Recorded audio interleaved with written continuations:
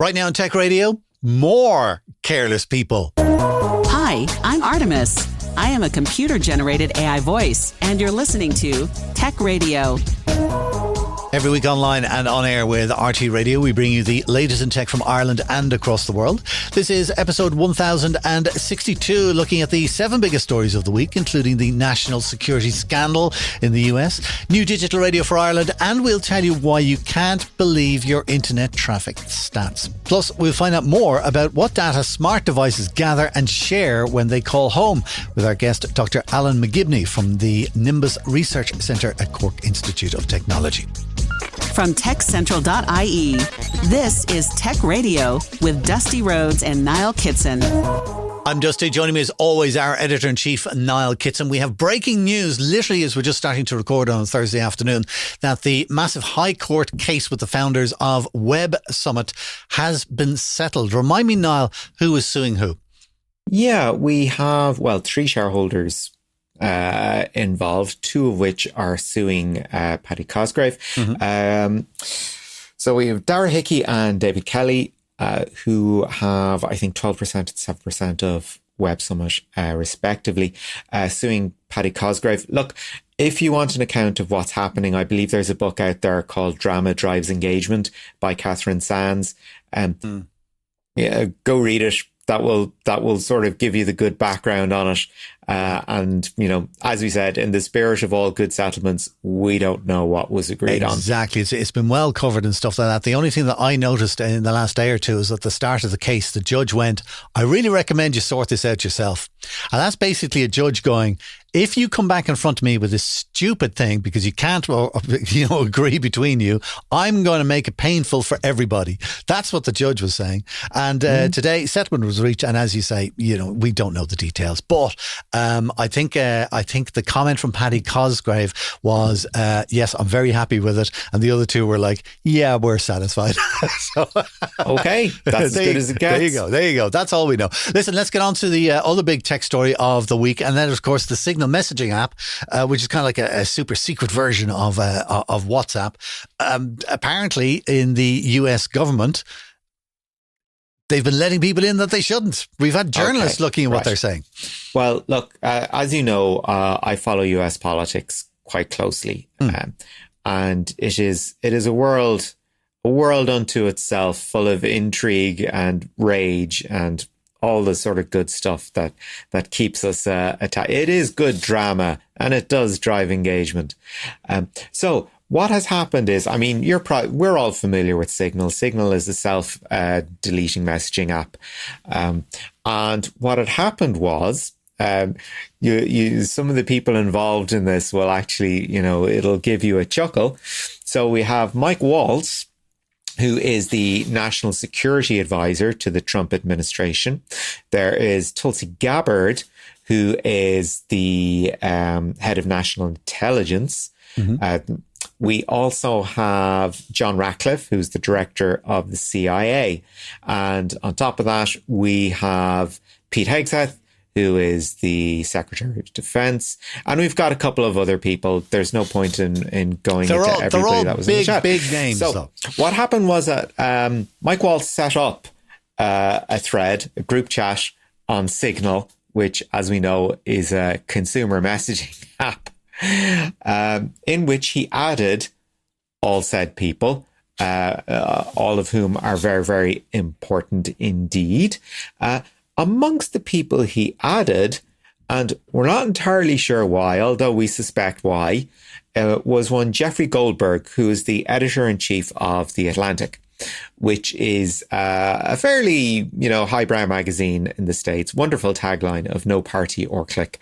However, Mr. Goldberg has been quite critical of Trump administration in the past, as in Trump 1, and he's not too fond of Trump 2 either. So the theory is that Mike Waltz added somebody with the same initials.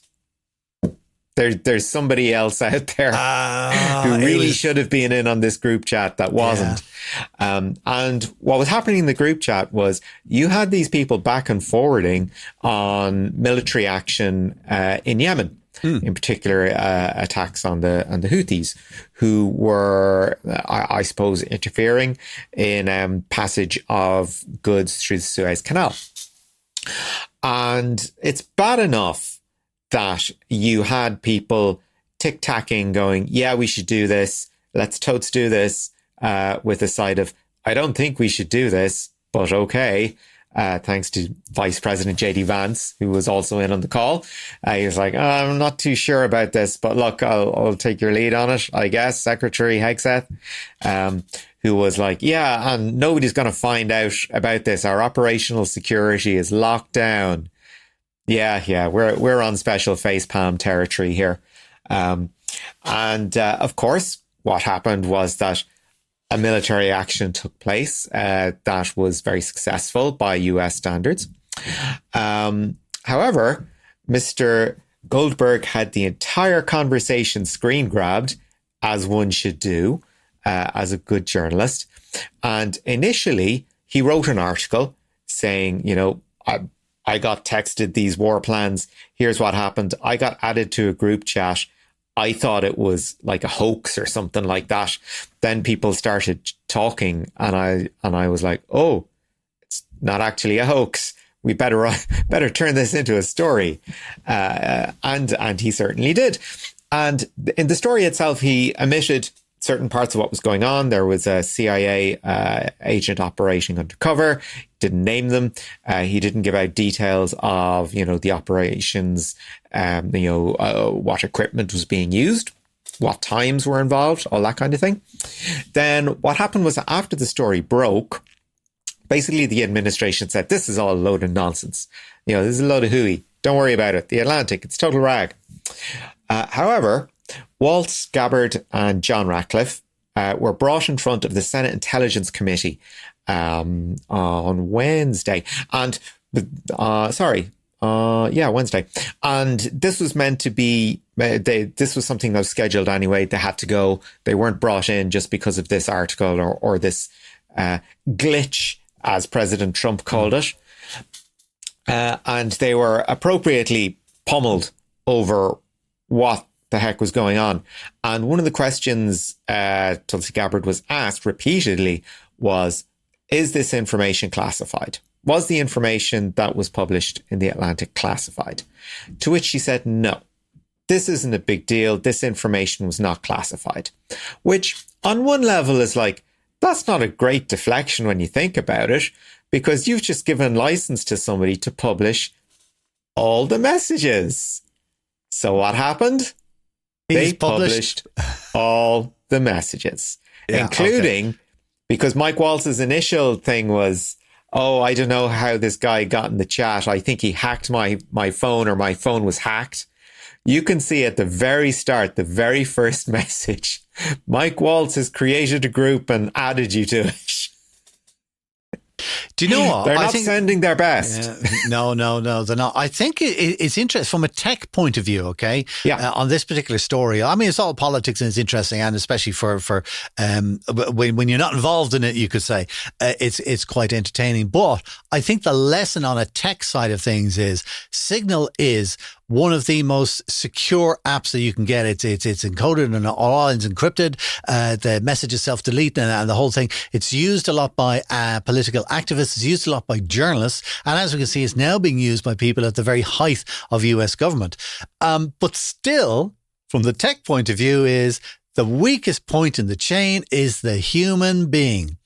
Oh. And this is what we keep talking about, phishing. People asking questions, getting information out that way, or somebody making a stupid mistake.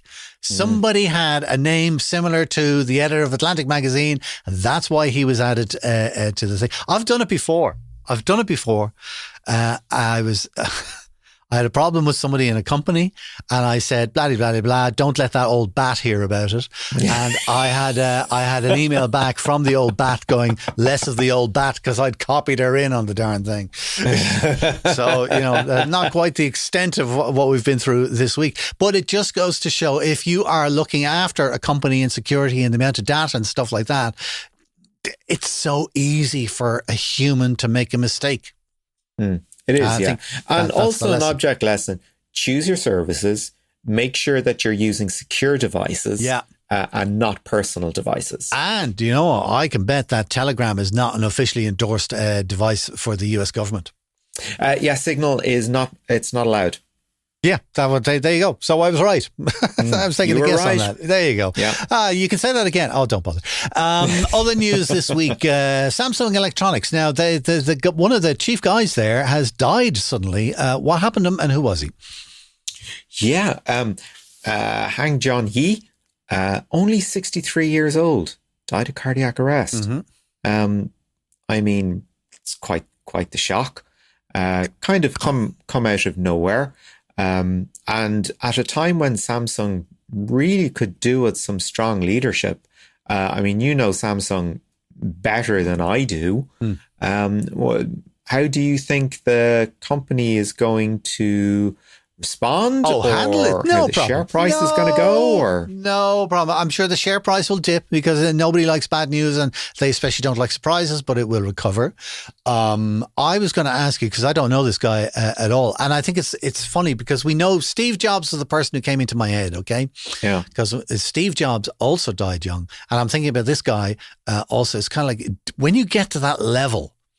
Like when you're at that high in a global super company, is the pressure so much that your body is literally going to give in? His heart gave in. In Steve's case, it was cancer, I believe. And, you know, all the money in the world can't save you. However, if you're asking, will Samsung die as a result of this guy? No, that might be a little blip. It was the same with Apple. Everybody knew that Steve wasn't going to be around. Steve was effectively Apple is what they said. But Tim Cook was groomed and Tim Cook stepped in and it took a little bit of time. But now Apple is Tim Cook. Yeah. Yeah. So I don't think, but the only thing is, it's life. It's life. The only thing you got to remember with life is that nobody cares and everybody will move on. It's like they say, time is a healer, and time is a healer because nobody cares and everybody will move on. Okay. Am I being cruel enough for you today? No, one of the best pieces of advice about writing I ever got. Yeah. Nobody cares what you have to say, so go easy on them. That's nice. I like that. Other news this week here in Ireland, we have the launch of a new digital radio service. Now, you must be, are you a combination of like stoked and cranky over this? Well, full disclosure, I was very involved with DAB and trying to launch it in Ireland 10, 15 years ago. And I think the problem was myself and RT were very keen to get it going, but the commercial industry wasn't. And it possibly was a case of really good technology, but just not at the right time. And now I think we have a case of, but now I think it's a case of really good technology. Maybe the timing is better because the commercials are involved, but nobody else is. And that's the problem. And I think the world has moved on in the last, 10, 15 years. Not so much that radio is changing, but people's information sources and where they get their entertainment. And like everybody has Spotify now, everybody, or a YouTube subscription or Apple. So getting music is you get your own thing. News, you've got all the news apps and you get your news information from there. So it's like kind of, what is the role for radio? And in my mind, the role for radio is community. Well, and you know, it's something that you've said a lot and that, you know, I agree with. The Irish are a nation of radio listeners. Yeah. So, I mean, what's actually involved here? Because so what's actually involved? Yeah. Basically, a technical operator has gone to Comreg and has got a 12-month trial license to be able to try out the technology for themselves. And that's absolutely fine. The great thing about this particular one, Fulcha DAB are their name, and they have got the backing of some of the commercial radio stations, Wireless Group, who own FM 104 and Q102 and a whole load of other properties, are very much behind it. I believe that Bauer may be trying it out as well by adding one or two stations. And I would imagine there's going to be a couple of independents in there. So we could have up to 20 different services. Now, I don't know, but it'll certainly be more than 10 brand new services broadcasting around. Basically they're hoping the signal will go from Wexford all the way up to the border at Dundalk, with the main centre Okay. of activity being in Dublin, of course. All right. So that's the Who. It's a 12-month thing. I would imagine, and I think it would be silly if they didn't, that it didn't become a 24-month thing. And then after that, if it's a success, which I think it will be, it will move on then to be more of a permanent thing. DAB has been very active in the UK, and it's done very well. Do you know that less than 25% of people listening to radio in the UK listen on FM? Wow. 75% are either listening on DAB or they're listening on some form of online. So it's quite incredible. So, and it's a really efficient technology, actually. If I was to explain it to you simply, you can imagine one transmitter sitting on top of a mountain carrying one radio station, and say it costs 10,000 to operate for the year. Okay? DAB is a shared transmission system, which means that you can have up to 20 stations all sharing the same transmitter and the same technology and the same antenna and everything like that. It costs more to operate, but say it might cost 20,000 to operate a DAB transmitter versus 10,000 for an FM. But the difference is FM has one station, the DAB can have up to 20. Which means that the overall cost for everybody comes down. Now, there's a whole load of other technical kind of in and outs that I could give you. I won't, because I'll probably bore you stupid. As you can see, even after 10 or 15 years, I'm very passionate about it. There's a couple of things. But there's a couple of things I want to know, because, 15 years is a long time. Yeah.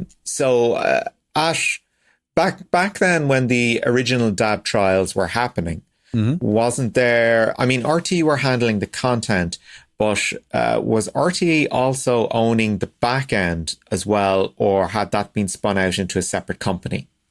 That was RTE owned the back end of the first digital DAB trial, because they were the ones who were pushing it.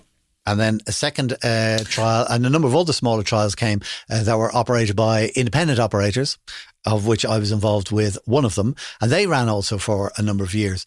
But part of your trial condition, certainly at the time, was that you were not to promote the trial with the general public, because the safety mechanism there is that you don't want them thinking, oh, this is a brilliant new service and I must go out and I must spend money on buying a brand new DAB radio. It's literally a technical trial.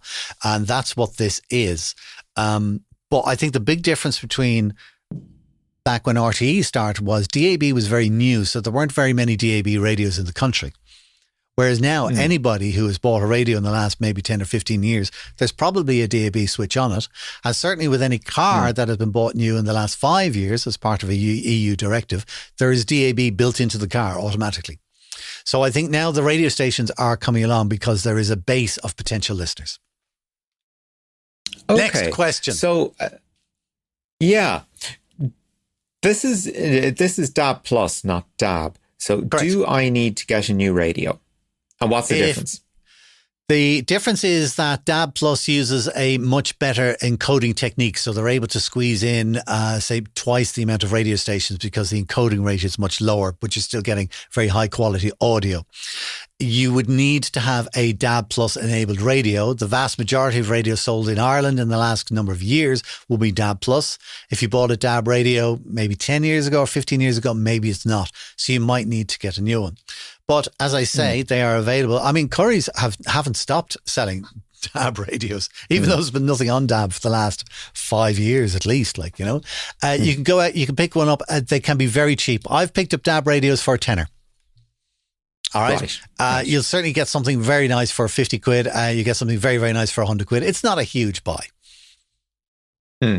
Okay. Right. So here's another question I have for you. Go. Now, we've been talking about, the back end. That's very nice. And we mentioned the content and the broadcasters that are going to be involved with. Now, what has changed to actually get broadcasters, commercial broadcasters, involved now? Is there a name out there that would make everything make sense? In what sense? Is there perhaps an oligarch who might be interested in funding broadcasting in Ireland? Good question. I think back in the day, 10 years ago, there was one company who were very much against it. All right. And they were a large company. And because they were, it's like, woof, nobody was interested. Now, a lot of consolidation has happened within the Irish market. So you've got one company that owns FM 104 and Q102, Cork's 96, C103, Live 95. Then you've got another company that owns 98 FM, Spin, Today FM, News Talk, all of that kind of stuff. And they're all looking for opportunities. And you probably have noticed with your favorite radio station that they now say, hey, listen to Today FM 80s or listen to Q102 90s or whatever it happens to be. So they have these things in place as brand extensions.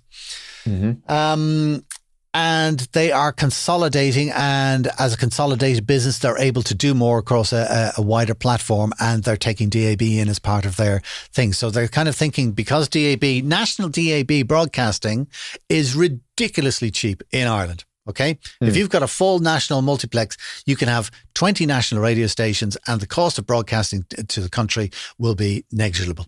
All right. Well, it'll be very small compared to what you might expect. But you can absolutely run a brand extension business as part of that, because you already have a lot of the other infrastructure, because you've got studios, you've got sales teams, you've got programming people, you've got presenters, you've all of that in place. So why not just get a little bit more out of each of them? And for the sake of a couple of $100,000, create a new radio station. Yeah. So, okay. Well, I mean, I was sort of being slightly facetious in talking about the oligarch because also part of the trial is the organisation behind TalkSport, Times Radio, Virgin Radio, which of course is news broadcasting, which is owned by one Rupert Murdoch. And Rupert Murdoch is not the person who was putting a brake on everything 10 years ago. We can guess. We can guess who it was back then. But we have Murdoch money running at this time. Yes, we do. And why not? And it'll be, I actually think it will be interesting to see how it goes, because at the time, you need four key things all to work for DAB to actually take off for the public. Okay. So you need the commercial broadcasters on board. You need your public broadcasters on board. You need your regulator on board, and you need your manufacturers on board. Okay. So before, it was the regulator was kind of half interested, and RT or small independents were pushing it. Okay. The commercials weren't interested in it, and the manufacturers were kind of, we'd stock the radios, whatever. Whereas this time around now, you've got commercials who are very interested in it. RTE aren't. Because RT, as we all know, thanks to Mr. Tubridy, has got its own financial problems and regulation and stuff like that. I'm not saying he's responsible for it, but he was the straw that broke the camel's back. So now they're in a position where they're going, well, we don't have money. We're expecting even less money. We have to be very careful about what we do with our money. We have already requested that we end broadcasting on DAB and close down the DAB stations that we did have. Yeah. So they can't really took the ones that they liked online. Exactly. Yeah. They can't really do a U-turn now and go, actually, I think they should. I absolutely think and I think they should put RT Gold on it. But anyway, we'll wait and see. But that's why you still don't have the four key players all coming together. But maybe this trial will encourage that. We'll see. However, the trial is going on air, I would expect, somewhere around Easter time. Because of certain all kinds of paperwork that has to be done and stuff like that. And it's going to run for a year. And as I say, if you're anywhere on the East Coast, you should be able to pick it up, certainly in the Dublin area. And you can pick up a radio relatively cheap. Or if you've bought a car in the last 4 or 5 years, go through the buttons on the car, because there is most likely DAB on there. All right. Yeah. Was it first time around that the trial it was either DTT or DAB? They were both together, you see. All right. So that's the whole experiment was with Sairview, and to get digital television up and running. And then there was a radio component to go with that as well. So they were both, the trial was being run by the Department of Communications, and it was RT who were supplying the programming and the technical side of things. Okay. Okay. Anyway, we could go on, but we've got a show. I could definitely go on. I'll stop myself there in the interest of moving on to other big stories this week. Now, you had a really interesting one, all right? Because internet traffic stats, okay? When you're in marketing or you're running a website or whatever, you know, kind of the numbers are everything for marketing people. But I believe that you shouldn't trust your internet traffic stats for a very specific reason. What is that? Well, I mean, a very specific time-sensitive reason. I mean, anyone that is in marketing, anyone that knows a little bit about analytics knows that there are so many factors involved in making sense of your traffic. One of which is being able to identify which traffic is legitimate and which is automated, which traffic is bots. Now, spare a thought for software developer Xieso, Xeiaso. I'm sure I made bags of pronouncing that. Doesn't matter. We'll just go with Chinese. they're an open source software developer. And what has happened is that their website is experiencing effectively a running distributed denial of service attack owing to the interest of bots. And they have been trying all sorts of things. They have been trying introducing new challenges for browsers.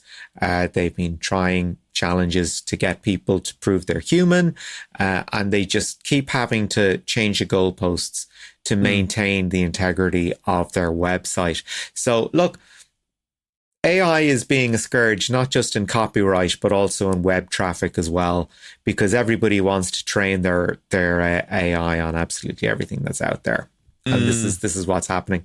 So, you know, if you find your website is sluggish or has an awful lot more traffic than you would expect on it, it's probably bots, and it's probably AI bots looking to make your life a misery. All right. So basically, we're living in a world where nobody is on the internet at all, because half the internet traffic is bots and the other half is porn. There you go. On the internet, no one knows your dog. Let me get you into another tricky pronunciation, because it's a Chinese EV maker who have been launching off in Ireland and showing off a flying car. Tell me everything. Xpeng, because, well, I mean, BYD is legitimately doing very well over here. Tesla is not having a good time of it because it doesn't deal with competition very well, and they don't release an awful lot in terms of new cars. They sort of rely on what they have already. And the Cybertruck, which we will never see over here because the damn thing is too dangerous and too big for our roads. So, Xpeng, another brand that has arrived. Perfectly fine. However, one thing that they did bring with them to their launch earlier this week was a prototype of a flying car. Now, to me, I'm not a motorist. It's like, oh, a flying car, great. To you, as an aviator, if you see something like that, do you think, ooh, that's interesting? Or do you think that's an accident waiting to happen? Or do I think Blade Runner? Yeah. And the answer is C, because flying cars are absolutely the future. I think, now I'm talking like 100 or 200 years time or whatever, but I absolutely believe in a future where you will have highways in the sky, and you will have cars or flying machines or whatever it is you want to call it, will be following those highways, and people will be on and off and stuff like that, and it will make traveling an awful lot more pleasant and faster. That's what I think. The flying car that they were showing is essentially a car, a combination between a car and a drone, from what I could see. But do you not think that future is possible? You've got to look at me like, oh, well, God, there he goes again. I'm Crazy just trying man. to think of the logistics. Like, what is considered a safe distance to fly at? How does this affect? Right. We have 100 years of aviation that tells us about these things. Okay. Fair enough. I'm just trying to think of, you know, things like flight paths and acceptable heights, all that kind of thing. All of that kind of stuff. The one thing that and I think the computers will definitely get there, is how the machine is going to interact with the atmosphere, because the atmosphere is always changing, and we can predict it to a certain extent, but we can't control it. So, you might be kind of thinking to yourself, all right, I'm going to fly down to Cork on Friday, okay? But on Cork on Friday, we could have, low-hanging thunderstorms across the entire route. It won't make for very pleasant fly driving or whatever it is, So I don't know what they're going to do about that, but they will get there. I have no doubt that they will get there.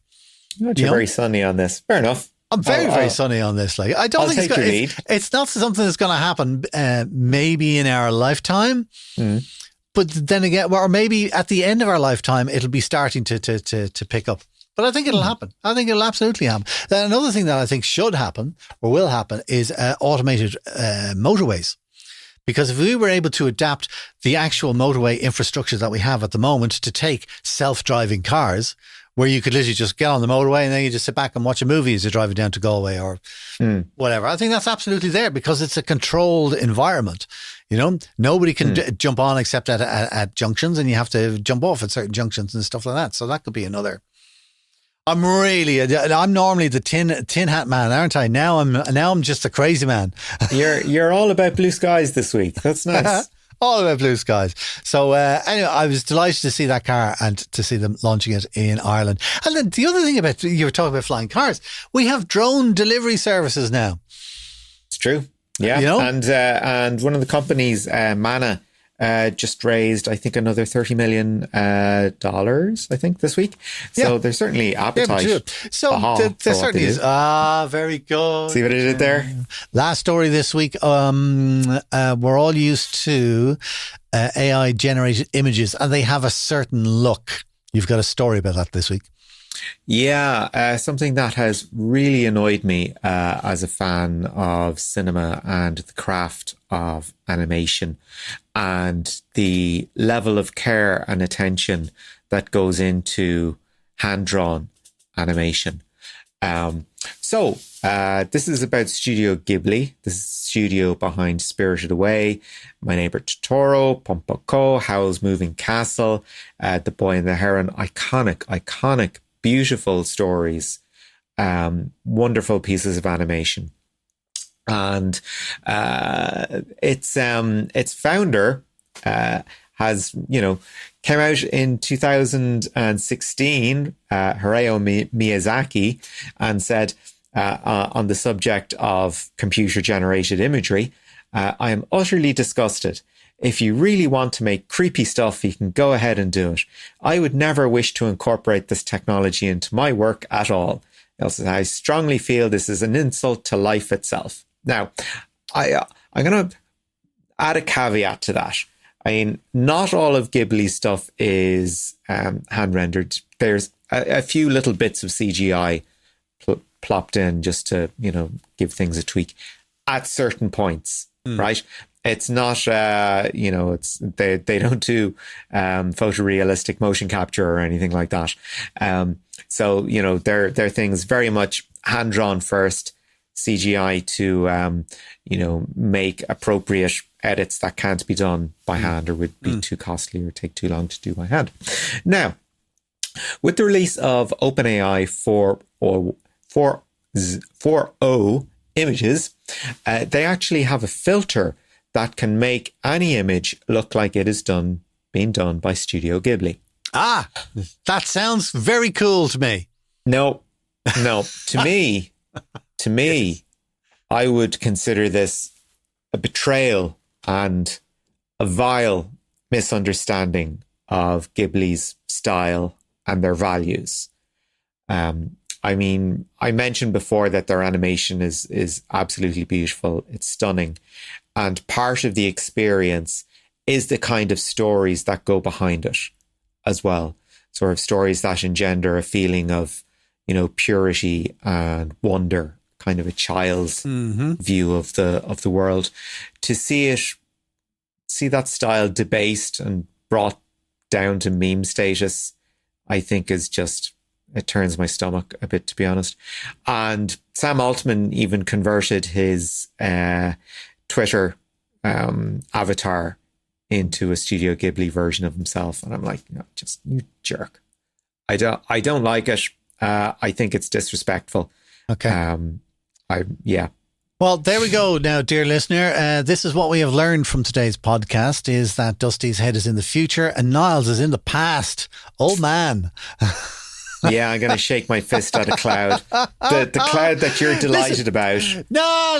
Listen, I think you absolutely have a point, all right? Because the way I look at it is that the artist and the creativity and the talent is not being affected by these things. It's that the tools are changing. But you still need that human artistry in there in order to make things. And as you were talking, I was kind of thinking another example is when Kindle came along first and electronic books. And like the amount of people I know, oh no, I'm not having that, blah, blah, blah, whatever, like, you know. But actually, we still need people to write great stories. We still need people to write, you know, kind of biographies and stuff like that. And we still need that content. The fact they're delivering it in electronic format, so what? Like, you know, what if, you know, kind of the guys at the Ghibli studio started using that very AI to improve what it is that they do? Would you be happy with that? It's their choice. Oh, that's their choice. If that's how they want to present their work, it's their choice. If you put your pen down and stop drawing, I'm out. Man, you're hard to please. Listen, last little thing. Tell me, Apple Worldwide Developer Conference date announced. What is it? Yeah, June 9th, 13. As far as we're concerned, it's June 9th. That's when we're going to find out what's going on. We're all expecting iOS 19. The advanced buzz is that it's going to get a new interface, but, you know, grain of salt. We're into rumor mill territory. I know, but you know, the reality will be that the corners are slightly more rounded. That'll be it. Niall, thanks for keeping us up to date with the news. Delivering Irish tech news since 2006. This is Tech Radio. It's a fact of life that any connected device can be used to gather and share our personal information. But how do we know exactly what is being gathered and who it's being shared with?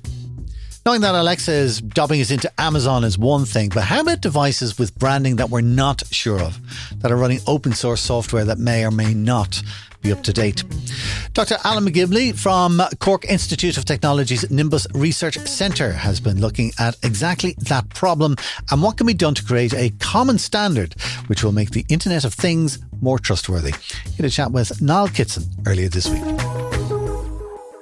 Alan, first and foremost, when we're looking at the telemetry project, if there's one value, one overarching issue that you're looking at, it's trust, basically, isn't it? Yeah, fundamentally, trustworthiness in IoT systems, networks, all the digital systems that we interact with on a daily basis is really important for us to make sure we can manage and look after for the people that use IoT devices. I would say fundamentally, as part of the Nimbus Research Centre that we do, we look at trustworthiness from the sensors that collect data from the world around us, right up to the applications that people use and interact with on a daily basis. So all these digital systems in between, we're looking at trustworthiness across all of these elements. And I suppose you're kind of, juggling two balls, really, because when you're thinking of trustworthiness as a consumer, you're thinking, well, has the thing that I bought actually going to do its job? I mean, I paid €100 on Amazon for something that allegedly can do the job of something twice the price.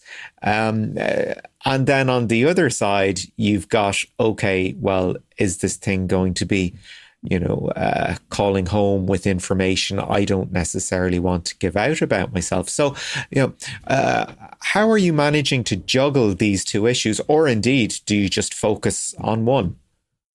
Yeah, so I think trust can be very subjective as well to different people. It means different things. But ultimately, it comes down to your belief that a system or a device is going to operate the way you think it is. So there's different ways to address that. You can address that with structural elements, so making sure that the device is certified, it's checked and it's verified, it has a quality mark, these kind of elements on it.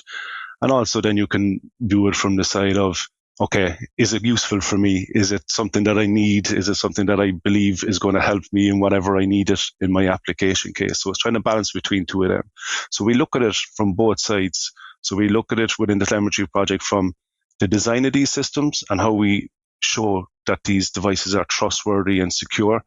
when we design them, and then in an operational phase when they're deployed in the environment around us, how do we make sure that they're behaving the way they are, not dialing home, selling your private information or anything that kind of a way. So there's two elements that we are trying to look at both sides together and to cover the whole life cycle of these devices and these internet connected devices. So I imagine, somebody buys something right out of the box. Yeah, it's doing, this doorbell is absolutely sending me nice, crisp, clean images. However, once you switch on that additional connectivity end of it and it starts linking up to other systems, it is literally a Pandora's box you've opened there as well, isn't it?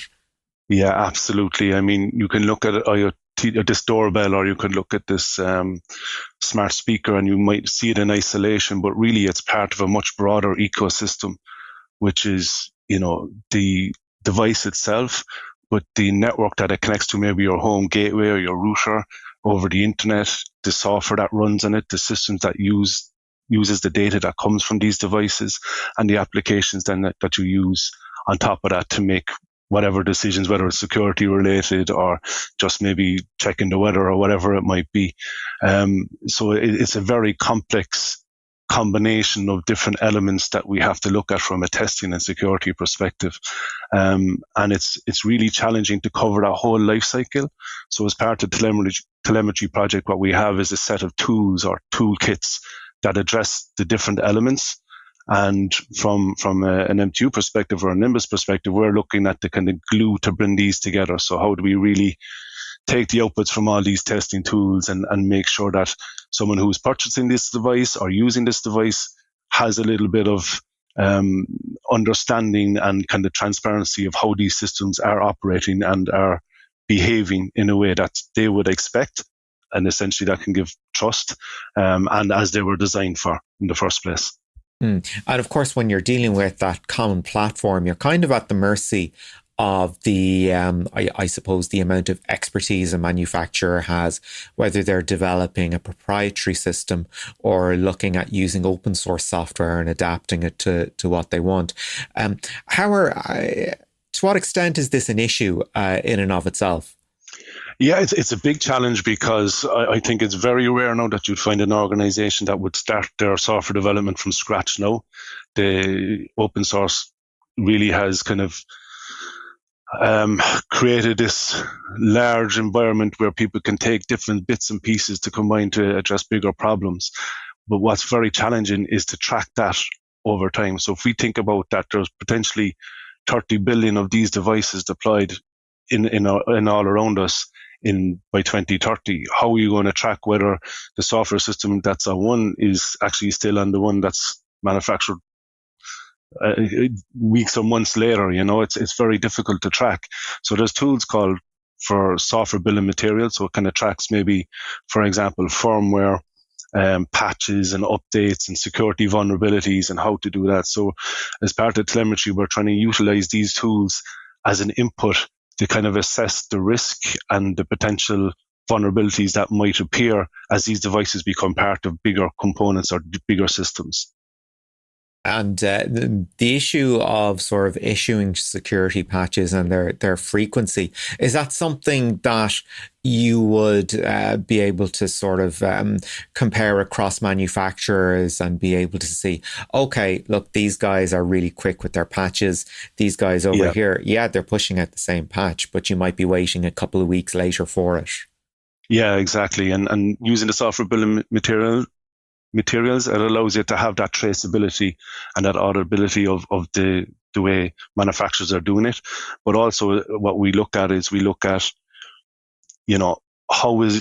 firmware packaged, right? So maybe someone might have intercepted that kind of patch and that update and see if that firmware is actually coming from the source it was intended. So is it the manufacturer that's pushing out this patch, or if it's someone attacking the device and pushing out a variant that could lead to more vulnerabilities later on down the line. So by using kind of encryption and security keys, these kind of elements are kind of taken into consideration before we do updates to IoT devices.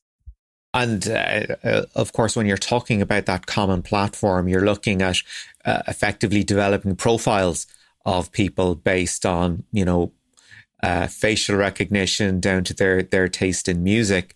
How often are we seeing that sort of cross-pollination of device information and data to create individual profiles? And, when we manage to tick off the T's and C's at the end of our disclaimers, our EULAs, are we sufficiently well armed to know that your speaker might be talking to your doorbell? Or is this, I don't want to say a charm offensive, but a significant problem that studies like yours are identifying? I think the risk is real. I would say, right? I mean, Forbes did a kind of an analysis there recently, and they've looked at it in terms of the home context, and there was an average of 10 attacks on home devices on a daily basis, which is quite significant when you think about the number of devices that are out there. But also 98% of the traffic that's coming from these devices are unencrypted.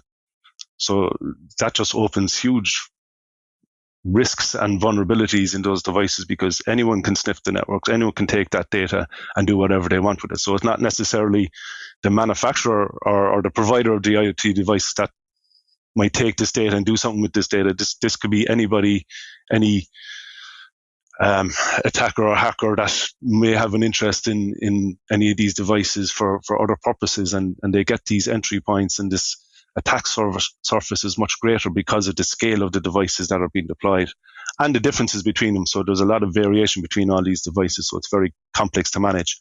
As a consumer, I would say it's very difficult to manage, because you just don't know the inner workings of these devices. Are black box. You just come, you connect to your phone, and then you use it. So we have a responsibility as a project to kind of provide these tools that can be deployed without having an impact on the consumer's experience with it, but also putting the safeguards in place that the consumer is protected when they are using devices, and they're integrating these devices into a broader part of their lives and systems that they have in their homes, for example. And of course, the EU is very big on making sure all these black boxes are opened up and available to scrutiny, and not so much replication, but to learn from what actually makes those black boxes so special, if indeed they are at all. I mean, you're backed by the Horizon Initiative. Did you find that was kind of a selling point to them, that the appetite was identified, that, yeah, we've got so many devices and it's a Europe-wide problem? Yeah, it's a global problem, really. But from a European context. So we have, for example, the Cyber Resilience Act, which came in effect in December 24, but full implementation will be by December 2027. So that really puts additional demands on manufacturers of these IoT devices to make sure that they have the cybersecurity safeguards in place. So if they don't, there's huge potential for fines and fallout from that. So they really need to push the compliance part of it. And each of these devices that are sold in Europe now needs to have this kind of certification or assessment from third parties to show that they're reliable and secure, and they follow certain strict cybersecurity guidelines. So this will be challenging for manufacturers as well to implement. But if they don't, there's potential fines up to 50 million or 2.5% of global turnover, which is a massive element for manufacturers of IoT devices in Europe to consider. And the tools that we're trying to develop within the telemetry project won't solve all the issues, but it can provide methodologies and tools to allow these testing and this kind of verification and this traceability and auditability of the devices in a manner that we can rely on and as a consumer trust, hopefully, in the long run. And it doesn't necessarily have to be in a punitive sense. I mean, one thing Europe is very big on is the right to repair. And again, opening up those black boxes, sure, there's a security implication, but there's also the element of having your devices last longer. Yeah. And I mean, remanufacturing is a huge thing, and recoup the precious metals that are developed in these electronic devices is really important from a sustainability perspective. So having that visibility right from when the product is designed to end of life or recycle or remanufacturing is really critical for Europe for one, the kind of green perspective or the Green Deal perspective and sustainability, but also the digital element of it as well. So the digital and green twin transition, as they call it in Europe, it's really important to have that visibility, that traceability, and kind of openness and willingness for manufacturers and service providers to share this information between them. I think that's certainly something that people got much more aware of during COVID, was the robustness or lack thereof of supply chains and the extent to which people were willing to settle for products that weren't necessarily as good as they could have been. Do you think this is a learning that might have come out of the COVID experience, just to be more aware of supply chains?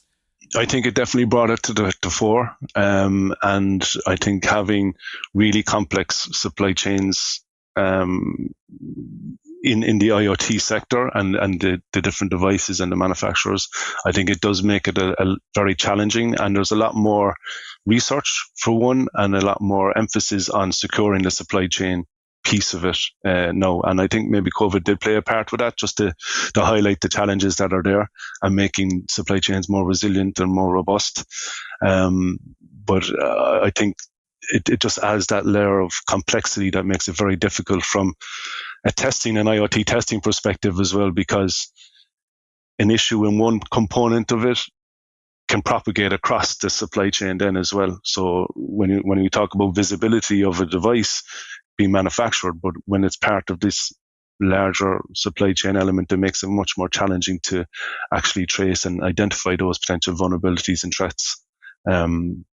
Just because of the different elements and people involved and different sectors and different companies have their own challenges with regards to competitiveness and keeping their information secure from a commercial perspective.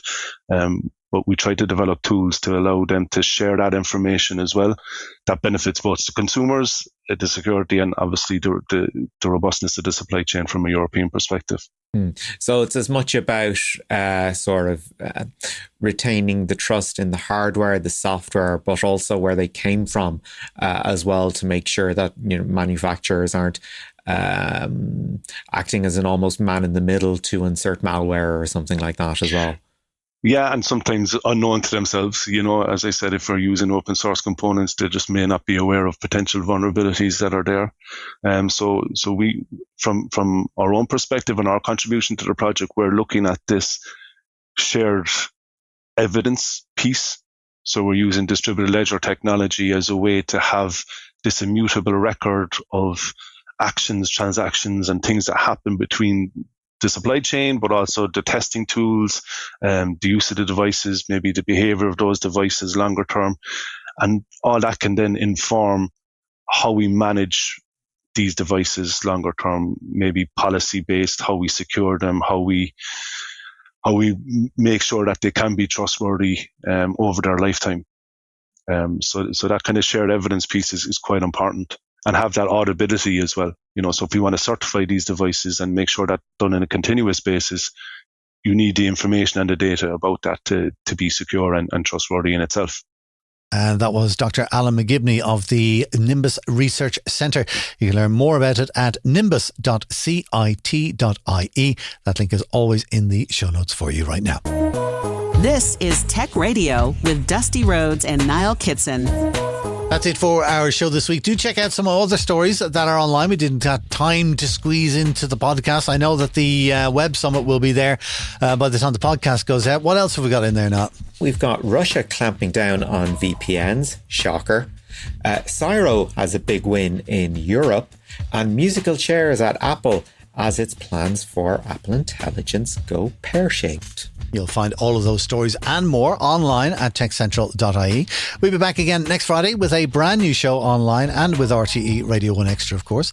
In the meantime, do remember to share our podcast with a friend. If they're into tech and what's happening in Ireland, ask them to look up Tech Radio Ireland on Apple, Spotify or YouTube.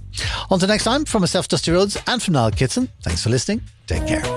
Remember, you can get the latest Irish tech news with hourly updates, daily newsletters, and more at our website, techcentral.ie. Share the knowledge and invite a friend to listen. Search Apple, Spotify, or YouTube for Tech Radio Ireland, or listen with RTE Radio 1 Extra. Tech Radio is produced by dustpod.io for techcentral.ie. From me, Artemis, live long and prosper.